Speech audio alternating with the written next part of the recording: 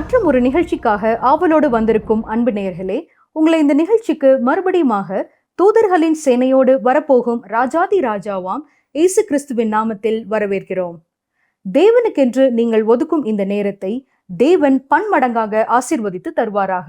வாருங்கள் நிகழ்ச்சிக்குள் சென்று தேவனின் சத்தம் கேட்போம்.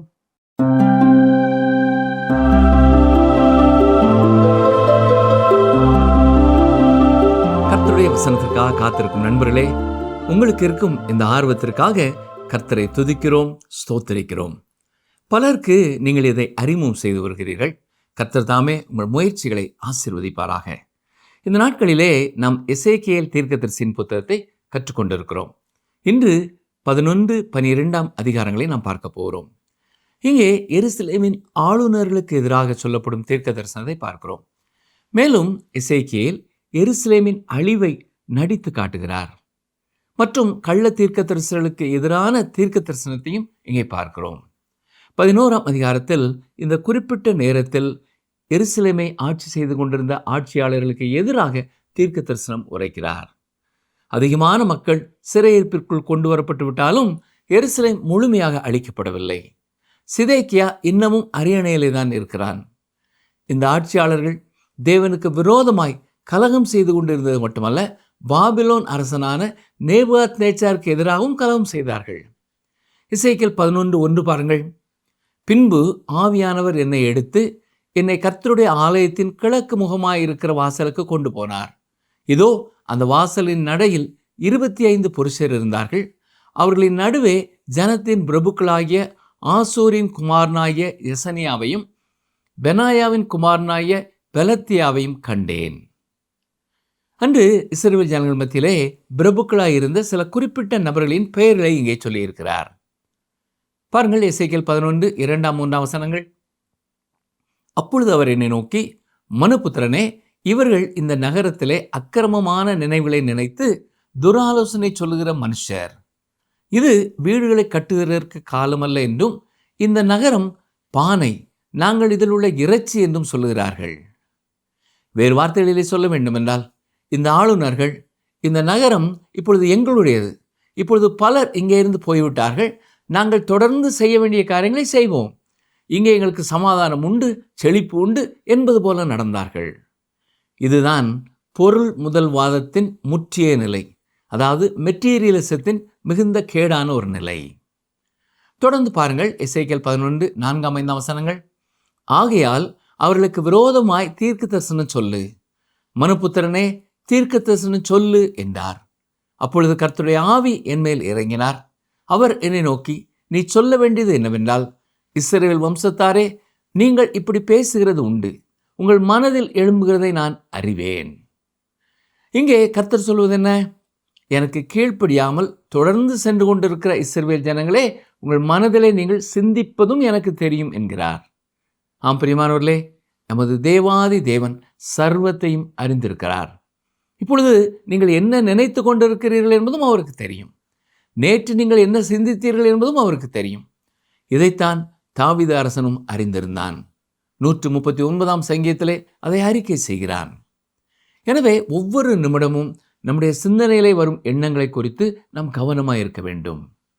எசேக்கியேல் 11ஆம் அதிகாரம் 6ஆம் வசனம். இந்த நகரத்தில் நீங்கள் அநேகரை கொலை செய்தீர்கள், அதன் வீதிகளை கொலை உண்டவர்களால் நிரப்பினீர்கள் என்று கர்த்தர் சொல்லுகிறார். இஸ்ரவேல் மக்களில் உள்ள பிரபுக்களை பார்த்து, நீங்கள் அநேகரை கொலை செய்தீர்கள் என்று தேவன் குற்றம் சாட்டுகிறார். இவர்கள் யாரை கொலை செய்திருப்பார்கள் என்று நினைக்கிறீர்கள்? தேவனுக்காக உறுதியாய் நின்றவர்களை இவர்கள் கொலை செய்தார்கள். எசேக்கியேல் 11, 10, 11 வசனங்கள். பட்டயத்தால் விழுவீர்கள், இஸ்ரவேல் தேசத்தின் எல்லையிலே உங்களை நியாயம் தீர்ப்பேன், அப்பொழுது நான் கர்த்தர் என்று அறிந்து கொள்வீர்கள். இந்த நகரம் உங்களுக்கு பானையாய் இருப்பதும் இல்லை, நீங்கள் அதில் உள்ள இறைச்சியாய் இருப்பதும் இல்லை, இஸ்ரவேல் தேசத்தின் எல்லையிலே உங்களை நியாயம் தீர்ப்பேன்.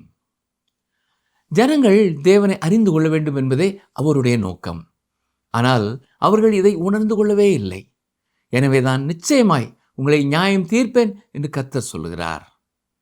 எசேக்கியேல் 11, 14 முதல் 16 வரை. அப்பொழுது கர்த்தருடைய வார்த்தை எனக்கு உண்டாகிய அவர், மனுபுத்திரனே, நீங்கள் கர்த்தரை விட்டு தூரமாய் போங்கள். எங்களுக்கு இந்த தேசம் சுதந்திரமாக கொடுக்கப்பட்டதென்று உன் சகோதரருக்கும் உன் குடும்பத்தாருக்கும் உன் பந்து ஜனங்களுக்கும் இஸ்ரவேல் வம்சத்தார் அனைவருக்கும் எருசலேமின் குடிகள் சொல்லுகிறார்கள். ஆகையால் நான் அவர்களை தூரமாக புறஜாதிகளுக்குள்ளே துரத்தியிருந்தாலும், நான் அவர்களை தேசங்களிலே சிதறடித்திருந்தாலும், நான் அவர்கள் போன தேசங்களில் அவர்களுக்கு கொஞ்ச காலத்துக்கு பரிசுத்த ஸ்தலமாக இருப்பேன் என்று கர்த்தராகிய ஆண்டவர் உரைக்கிறார் என்று சொல். இந்த வசனத்தின் பொருள் என்ன? நான் அவர்களை தண்டித்தாலும் என்னை நேசிக்கும் ஒரு சிறு கூட்ட மக்கள் அங்கே இருப்பார்கள். அவர்கள் என்னை காண்பார்கள். அவர்களுக்கு ஒரு சிறிய ஆலயமாய் நான் இருக்க போகிறேன். அவர்கள் என்னிடத்திலே வந்து என்னோடு பேச முடியும், என்னோடு உறவாட முடியும். தேவனுடைய ஆலயம் அழிக்கப்பட்ட பொழுது இதுதான் தேவன் செய்த ஒழுங்கு. தானியேலும் இன்னும் பலரும் தேவாலயம் இல்லாத அந்த காலத்திலும் கர்த்தரை கருத்துடன் தேடினார்கள். தொடர்ந்து கவனியுங்கள், வாசிக்கிறேன். எசேக்கியேல் 11:17 முதல் 20 வரை. ஆதலால் நான் உங்களை ஜனங்களிடத்திலிருந்து சேர்த்து நீங்கள் சிதறடிக்கப்பட்ட தேசங்களிலிருந்து உங்களை கூட்டிக் கொண்டு இஸ்ரவேல் தேசத்தை உங்களுக்கு கொடுப்பேன் என்று கர்த்தராகிய ஆண்டவர் உரைக்கிறார் என்று சொல்லு. அவர்கள் அங்கே வந்து அதில் சீயன் திகழப்படத்தக்கதும் அருவருக்கப்படத்தக்கதுமாய் இருக்கிறதையெல்லாம் அதிலிருந்து அகற்றுவார்கள். அவர்கள் என் கட்டளையின்படி நடந்து என் நியாயங்களை கை கொண்டு அவைகளின்படி செய்ய நான் அவர்களுக்கு ஏக இருதயத்தை தந்து அவர்கள் உள்ளத்தில் புதிய ஆவியை கொடுத்து கல்லான இருதயத்தை அவர்கள் மாம்சத்திலிருந்து எடுத்து போட்டு சதையான இருதயத்தை அவர்களுக்கு அருளுவேன். அவர்கள் என் ஜனமாயிருப்பார்கள், நான் அவர்கள் தேவனாயிருப்பேன். தேவன் தமது திட்டத்தின்படியே ஒரு சிறு கூட்ட மக்களை தங்கள் தேசத்திற்கு திரும்பி வர பண்ணுவார். அப்படி திரும்பி வந்தவர்கள் யார்? உண்மையாகவே கர்த்தரை தேடினவர்கள்தான். சுமார் 60,000த்திற்கும் குறைவான மக்கள்தான் மீதி இருந்து 70 ஆண்டு சிறையிருப்பிற்கு பின் தங்கள் தேசம் திரும்பினார்கள். தொடர்ந்து கவனியுங்கள். எசேக்கியேல் 11:21. ஆனாலும் சீயன் திகழப்படத்தக்கதும் அருவருக்கப்படத்தக்கதுமான தங்கள் இருதயத்தின் இச்சையிலே எவர்கள் நடக்கிறார்களோ அவருடைய வழியின் பலனை அவர்கள் தலைகளின் மேல் சுமர பண்ணுவேன் என்று கர்த்தராகிய ஆண்டவர் சொல்லுகிறார். இப்பொழுதும் தேவனுடைய நியாய தீர்ப்பு வருகிறது. இன்று பல ஊழியங்களும் ஊழியக்காரரும் தேவன் பூமியை நியாயம் தீர்க்க வருகிறார் என்ற உண்மையை புறக்கணிப்பதுதான் பரிதாபமான ஒரு நிலை. அவர் ஜீவனுள்ள தேவனாயிருப்பதற்கான உறுதியான அடையாளமே அவர் இந்த பூமியின் மேல் கொண்டு வர இருக்கும் நியாய தீர்ப்பு தான். வசனங்கள் 22-23 பாருங்கள். அப்பொழுது கேருபீன்கள் தங்கள் செட்டைகளை விரித்து எழும்பின, சக்கரங்களும் அவைகளுக்கு அருகே சென்றன. இஸ்ரவேலின் தேவனுடைய மகிமை அவைகளின் மேல் உயர இருந்தது. கர்த்தருடைய மகிமை நகரத்தின் நடுவிலிருந்து எழும்பி நகரத்திற்கு கிழக்கே இருக்கிற மலையின் மேல் போய் நின்றது. கவனித்தீர்களா? இப்பொழுது தேவனுடைய மகிமை எருசலேமை விட்டு புறப்பட்டு கிழக்காக இருக்கும் ஒலிவ மலைக்கு சென்று விட்டது. ஆம் பிரியமானவர்களே, நாமும் தேவனுடைய எதிர்பார்ப்பை நிறைவேற்றாதவர்களாக இருக்கும் பொழுது நம்மேலும் தேவன் வைத்தவருடைய மகிமையை கொஞ்சம் கொஞ்சமாய் நம்மை விட்டு அப்புறப்படுத்துவார். இதை நாம் மறந்து போகக்கூடாது. எசேக்கியேல் 11:24-25 வசனங்கள். பின்பு ஆவியானவர் என்னை எடுத்து என்னை தேவனுடைய ஆவிக்குள்ளான தரிசனத்திலே கல்தேயாவுக்கு சிறைப்பட்டு போனவர்களிடத்திலே கொண்டு போய் விட்டார். அப்பொழுது நான் கண்ட தரிசனம் என்னிலிருந்து எடுபட்டு போயிற்று. கர்த்தர் எனக்கு காண்பித்த யாவையும் சிறையிருப்பில் இருந்தவர்களுக்கு சொன்னேன். இப்பொழுது எசேக்கியேல் தான் முன்பு இருந்த பாபிலோனுக்கு மீண்டும் கொண்டு வரப்பட்டார். எதற்காக? ஜனங்களை பார்த்து பொய் தீர்க்கதரிசிகள் அவர்களை ஏமாற்றி கொண்டிருக்கிறார்கள் என்பதை தெரிவிக்க. எருசலேம் அழிக்கப்பட்டு விட்டதை தரிசனத்திலே அவர் கண்டுவிட்டார். முழுமையாய் மக்கள் சிறையிருப்பினுள் செல்ல இருப்பது அவருக்கு தெரியும். மேலும் ஏன் தேவன் அவர்களை நியாயம் தீர்க்கிறார் என்பதையும் அவரால் இப்பொழுது அவர்களுக்கு சொல்ல முடியும். ஆனால் அந்த இஸ்ரவேல் ஜனங்கள் எசேக்கியேலின் வார்த்தையை கேட்கப் போவதில்லை. என்றாலும் தொடர்ந்து அவர் அவர்கள் மத்தியிலே ஒரு அடையாளமாய் இருக்கப் போகிறார். சரி, தொடர்ந்து வரும் பகுதியிலே எருசலேமின் அழிவை அவர்களுக்கு செய்து காட்டப் போகிறார். 12ஆம் அதிகாரத்திலே தொடர்ந்து தீர்க்கதரிசி நியாய தீர்ப்பு தவிர்க்கப்பட முடியாதது என்பதை அறிவிக்கப் போகிறார். ஆனால் மக்கள் அவரை நம்ப போவதில்லை. ஆனால் முக்கியமான சத்தியம் என்னவென்றால், கர்த்தருடைய வார்த்தை கூறி அறிவிக்கப்பட வேண்டும். எசேக்கியேல் உறுதி செய்ய வேண்டிய ஒரு காரியம், மக்கள் உணர்ந்தாலும் உணர்வடையாவிட்டாலும் தான் தொடர்ந்து கர்த்தருடைய வார்த்தையை கொடுத்து கொண்டே இருக்க வேண்டும் என்பதிலே அவர் உறுதியாக இருக்க வேண்டும். எசேக்கியேல் 12ஆம் அதிகாரம் 1ஆம் வசனத்தை பாருங்கள். கர்த்தருடைய வார்த்தை எனக்கு உண்டாகி அவர். இந்த 12ஆம் அதிகாரத்திலே எசேக்கியேல் 1, 8, 17, 21 மற்றும் 26 வசனங்களிலே கர்த்தருடைய வார்த்தை எனக்கு உண்டாகி அவர் என்று மீண்டும் மீண்டும் கூறுகிறார். கவனித்தீர்களா? இங்கே எசேக்கியேல் அவர்களுக்கு சொல்ல விரும்புகிறது என்ன? தன்னுடைய சொந்த வார்த்தை எதையும் நான் சொல்லவில்லை, கர்த்தருடைய வார்த்தையையே சொல்லுகிறேன். அதை அவர்கள் உணர்ந்து கொள்ள வேண்டும், அவர்கள் புரிந்து கொள்ள வேண்டும் என்ற மனபாரத்தோடு அதை சொல்லுகிறார். எசேக்கியேல் 12ஆம் அதிகாரம் 2ஆம் வசனத்தை பாருங்கள். மனுபுத்திரனே, நீ கலக வீட்டாரின் நடுவிலே தங்கி இருக்கிறாய். காணும்படிக்கு அவர்களுக்கு கண்கள் இருந்தாலும் காணாமற் போகிறார்கள், கேட்கும்படிக்கு அவர்களுக்கு காதுகள் இருந்தாலும் கேளாமற் போகிறார்கள். அவர்கள் கலக வீட்டார்.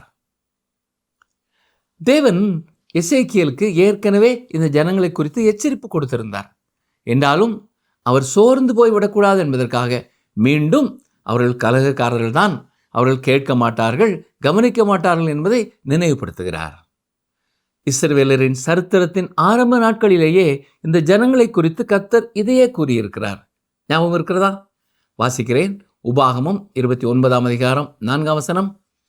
ஆகிலும் கர்த்தர் உங்களுக்கு உணரத்தக்க இருதயத்தையும் காணத்தக்க கண்களையும் கேட்கத்தக்க காதுகளையும் இந்நாள் வரைக்கும் கொடுக்கவில்லை.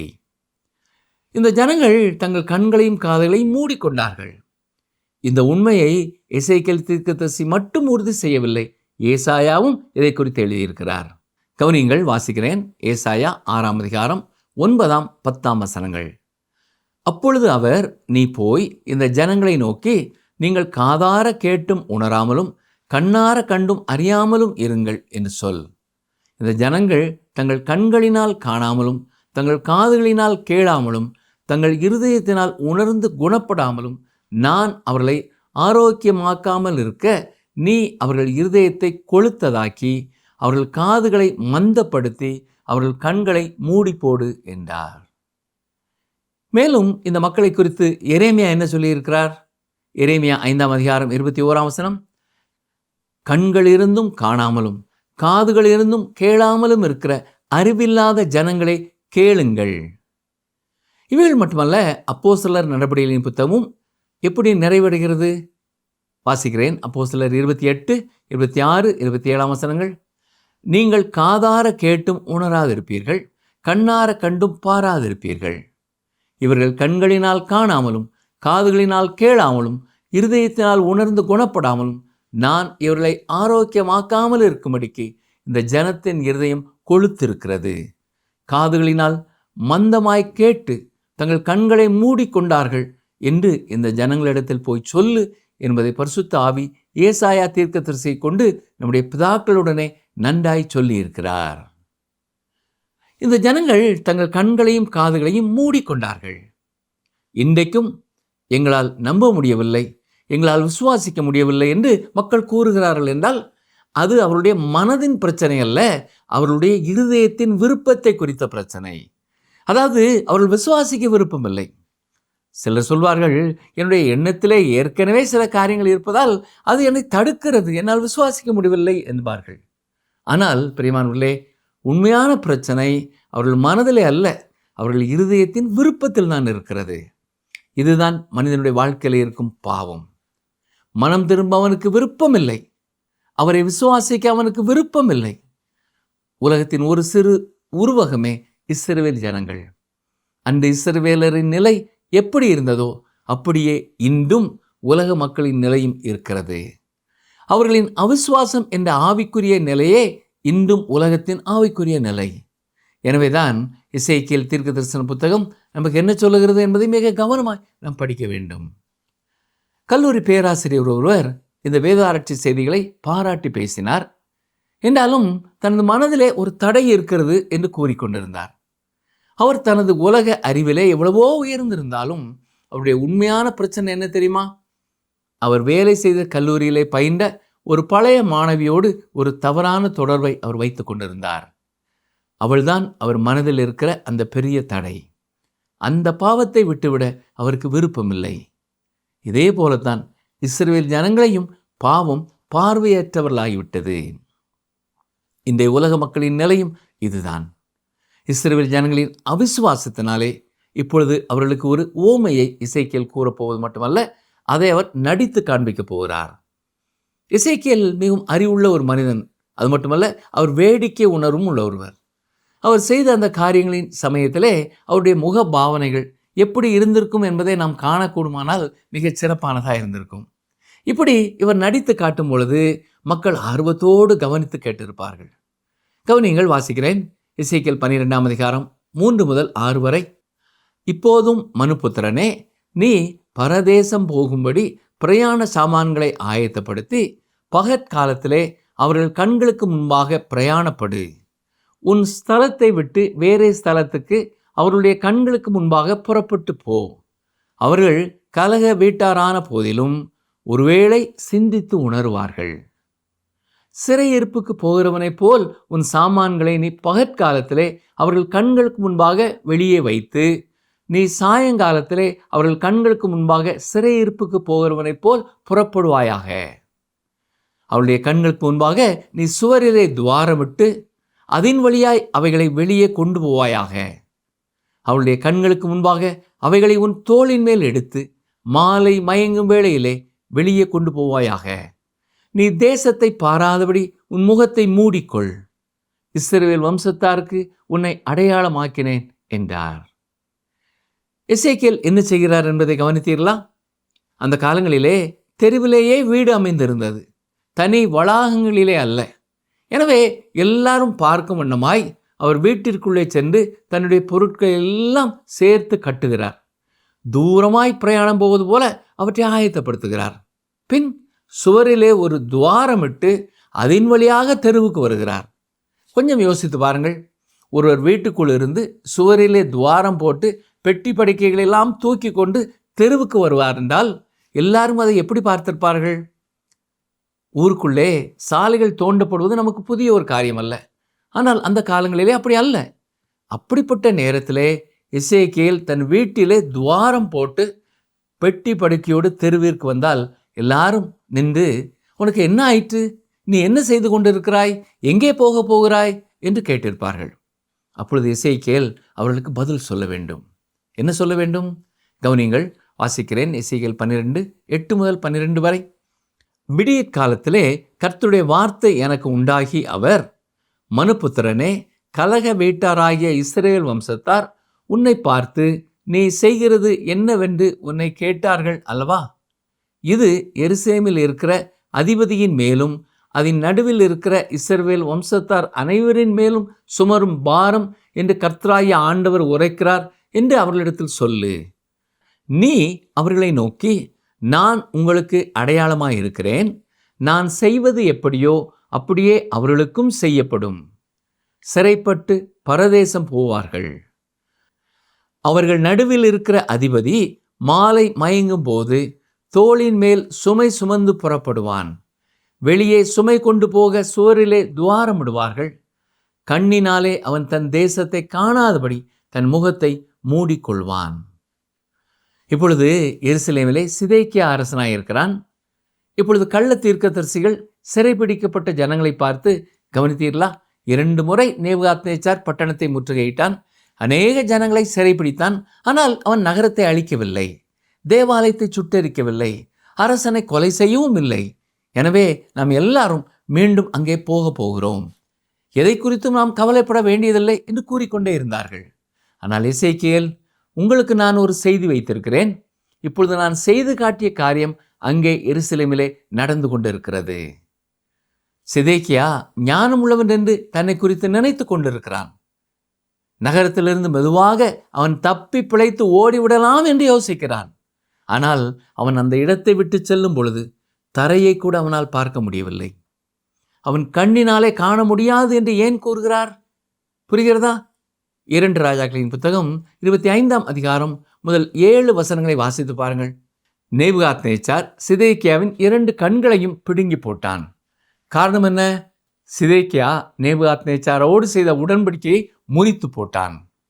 தேவனை அறியாத நேபுகாத்நேச்சார் இஸ்ரவேலரின் அரசர்களை விட உண்மை உள்ளவன். இன்றும் திருச்சபையை அதிகம் காயப்படுத்தும் காரியங்கள் என்ன தெரியுமா? திருச்சபை காரியங்களிலே மும்முரமாய் நிற்கும் ஒரு மனிதன் உலகத்தில் தன்னுடைய பணியிலே உண்மையில்லாதவனாய் தவறுகளை செய்கிறவனாய் காணப்படும் பொழுது அது திருச்சபையை காயப்படுத்துகிறது. கள்ள தீர்க்கதரிசிகள் எருசலேமில் எல்லாம் சிறப்பாக நடக்கிறது என்று கூறிக்கொண்டிருந்த அதே நேரத்தில் எசேக்கியேலின் செய்தி அந்த இஸ்ரவேல் ஜனங்களுக்கு ஒரு கசப்பான மாத்திரை போலத்தான் இருந்தது. எசேக்கியேல் 12ஆம் அதிகாரம் 17 முதல் 19 வரை பாருங்கள்.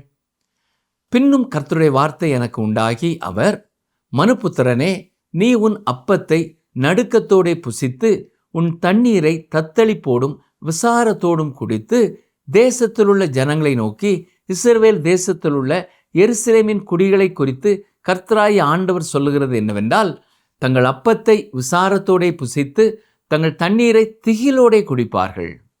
அவர்களுடைய தேசத்து குடிகளுடைய கொடுமைகளின் நிமித்தம் அதில் உள்ளதெல்லாம் அழிய அது பாழாகும். எசேக்கியேல் இப்பொழுது நடித்து காட்டப் போவது மிகவும் பயங்கரமான ஒன்று. எசேக்கியேல் தனது சாப்பாட்டு மேஜையை தெருவிலே தூக்கி போட்டு அங்கே உட்கார்ந்து நடுங்கிக் கொண்டே சாப்பிட வேண்டும். அப்பொழுது ஜனங்கள் வந்து, உனக்கு என்ன ஆனது? குளிர் காய்ச்சலா? அல்லது நீ சாப்பிடுவதுதான் உனக்கு இப்படி செய்கிறதா என்று கேட்பார்கள். அப்பொழுது கர்த்தருடைய செய்தியை எசேக்கியேல் சொல்ல வேண்டும். என்ன சொல்ல வேண்டும்? அங்கே தூரத்தில் எருசலேமில் என்ன நடக்கிறது என்பதை நீங்கள் அறிய வேண்டும். அங்கே பஞ்சம் தலைவிரித்து ஆடுகிறது. அங்கே பயம் மக்களை பிடித்திருக்கிறது. ஏனென்றால் தேவன் நகரத்தை அழித்து கொண்டிருக்கிறார். எத்தனை பயங்கரமான ஒரு செய்தியை அவர்களுக்கு கொடுக்க வேண்டியது இருக்கிறது பார்த்தீர்களா? எசேக்கியேல் 12ஆம் அதிகாரம் 22 முதல் 23 வரை பாருங்கள். மனுபுத்திரனே, நாட்கள் நீடிக்கும், தரிசனம் எல்லாம் அவமாகும் என்று இஸ்ரவேல் தேசத்திலே வழங்கும் பழமொழி என்ன? ஆகையால் நீ அவர்களை நோக்கி, கர்த்தராகிய ஆண்டவர் உரைக்கிறது என்னவென்றால், அவர்கள் இனி இஸ்ரவேலிலே இந்த பழமொழியை சொல்லி வராதபடிக்கு நான் அதை ஒழிய பண்ணுவேன். நாட்களும் எல்லா தரிசனத்தின் பொருளும் சமீபித்து வந்தன என்று அவர்களோட சொல்லு. இங்கே தீர்க்கதரிசி சொல்வதென்ன? நாட்கள் நீடிக்கும், தரிசனமெல்லாம் அவமாகும் என்ற பழமொழியை நீங்கள் இனி சொல்ல முடியாது. தேவன் பொறுமை உள்ளவர்தான். இவ்வளவு காலம் அவர் பொறுமையாக இருந்து விட்டார். இப்பொழுது அந்த பொறுமையின் காலம் முடிவடைந்து விட்டது. முழு தேசமும் சிறையிருப்பினுள் செல்ல இருக்கிறது. இனிமேலும் தேவன் நாட்களை கடத்தப் போவதில்லை. கவனியுங்கள், எசேக்கியேல் 12ஆம் அதிகாரம் 28ஆம் வசனம். ஆகையால் என் வார்த்தைகளில் ஒன்றாகிலும் இனி தாமதிப்பதில்லை என்று கர்த்தராகிய ஆண்டவர் உரைக்கிறார். நான் சொன்ன வார்த்தை நிறைவேறும் என்று கர்த்தராகிய ஆண்டவர் உரைக்கிறார் என்று அவர்களோட சொல் என்றார். அறிவியலிலே வளர்ச்சி, மருத்துவத்திலே வளர்ச்சி, இப்படி எல்லா துறைகளிலேயும் வளர்ச்சி காணப்படுகிறது. எனவே எதிர்காலம் மிக சிறப்பானதாய், மிக அழகானதாய் இருக்கும் என்று அநேகர் நினைத்து கொண்டிருக்கிறார்கள். அருமையான சகோதரனே, சகோதரியே, எதிர்காலத்தில் நடைபெறப் போகிற மிக அழகிய ஒரே ஒரு நிகழ்ச்சி என்ன தெரியுமா? ஆண்டவராய் இயேசு கிறிஸ்து வந்து தன்னுடைய உண்மை விசுவாசிகளை இந்த உலகத்திலிருந்து எடுத்துக்கொள்ளப் போகிறார். இந்த உலகம் இன்னமும் சிறப்படைய போவதில்லை, சீரடைய போவதில்லை, சமாதானம் இருக்கப் போவதில்லை. மனிதன் நினைத்து கொண்டிருப்பது போல ஒரு உலகத்தை அவன் கட்டி எழுப்பி கொண்டிருக்கவில்லை. அன்று சிறையில் இருந்த ஜனங்கள் எருசலேமில் என்ன நடைபெறுகிறது என்பதை அறியாதவர்களாக, நல்ல காலம் வருகிறது, நல்ல காலம் வருகிறது என்று தவறாய் சொன்னவர்களின் வார்த்தைகளை நம்பி ஏமாந்து கொண்டிருந்தார்கள். எத்தனை புதிய புதிய காரியங்களை மனிதன் கண்டுபிடித்து கொண்டிருந்தாலும் தேவனுக்கும் மனிதனுக்கும் உள்ள உறவிலே மனிதன் தூரமாகவே சென்று கொண்டிருக்கிறான். இயேசு மனிதனுக்காக இந்த உலகத்திலே வந்து நமது பாவத்தின் தண்டனையை சிலுவையிலே சுமந்து தீர்த்தார் என்பதை நம்புவதற்காக, விசுவாசிப்பதற்காக மனிதனுக்கு விருப்பமில்லை. துன்மார்க்கனுக்கு சமாதானம் இல்லை என்று கர்த்தர் கூறியிருப்பது போல வரும் நாட்களிலே ஜனத்துக்கு விரோதமாய் ஜனம், ஜாதிக்கு விரோதமாய் ஜாதி என்ற பகை உணர்வு தான் அதிகமாகவே ஒழிய சமாதானத்தை காண முடியாது. நிகழ்ச்சியை கேட்டுக்கொண்டிருக்கிற எனக்கு அருமையான சகோதரனே, சகோதரியே, இதுவே அனுக்கிற காலம், இதுவே இரட்சணிய நாள்.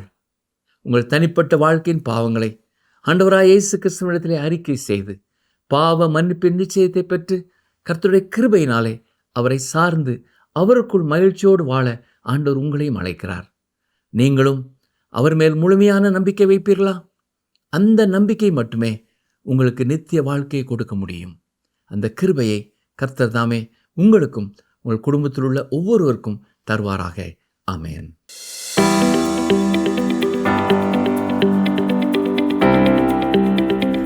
ஆண்டவர் இஸ்ரவேல் ஜனங்களின் மாம்சத்திலிருந்து எதை எடுத்து போடுவார்? ஆண்டவர் இஸ்ரவேல் ஜனங்களின் மாம்சத்திலிருந்து எதை எடுத்து போடுவார்? ஆப்ஷன் ஏ, பாவ சிந்தையை. ஆப்ஷன் பி, கல்லான இருதயத்தை. ஆப்ஷன் சி, அழுக்கை. உன்னதமான தேவனின் பிள்ளைகளே, இந்த நாளின் வேத ஆராய்ச்சி நிகழ்வு உங்களுக்கு தேவனுக்கு அடுத்த காரியங்களை குறித்து ஒரு வெளிப்பாடு கொடுத்திருக்கும் என்று நம்புகிறோம். தேவன் நாம் அவரை அதிகமாக அறிந்து கொள்ள வேண்டும் என்று விரும்புகிறார். நாம் அவரோடு கூட உறவாட வேண்டும். ஒரு நாளின் குறிப்பிட்ட நேரத்தை அவருக்கென்று தனியாக செலுத்தி அவரோடு செலவிட வேண்டும் என்று விரும்புகிறார். நாம் அவரை நெருங்கி சேரும் பொழுது, நாம் அவரை ஆராதிக்கும் போது நாமே ஒரு ஆலயமாக மாறிவிடுகிறோம். இஸ்ரவேல் ஜனங்களிடத்தில் அவர் விரும்பியது இதைத்தான். ஆனால் அவர்களோ இவரை காட்டிலும் மாம்சத்திற்கும் உலகத்தின் காரியங்களுக்கும் இடம் கொடுத்ததினாலே அவரை விட்டு மிகவும் தூரம் போனார்கள், சோரம் போனார்கள். நாமும் தேவனை விட்டு விலகாதபடிக்கு ஆண்டவர் தாமே நம்மை காத்துக்கொள்வாராக.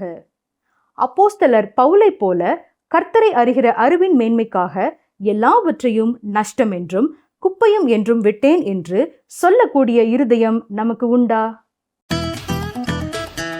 இந்த நிகழ்ச்சி உங்களுக்கு பிடிச்சிருக்கா? அப்ப இப்பவே மிஸ்டர் கால் கொடுங்க. பரிசு வெல்றது நீங்களாவும் இருக்கலாம்.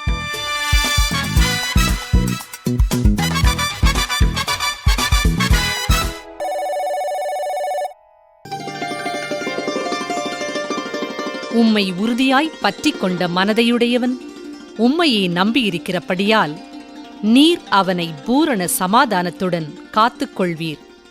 ஏசாயா 26:3.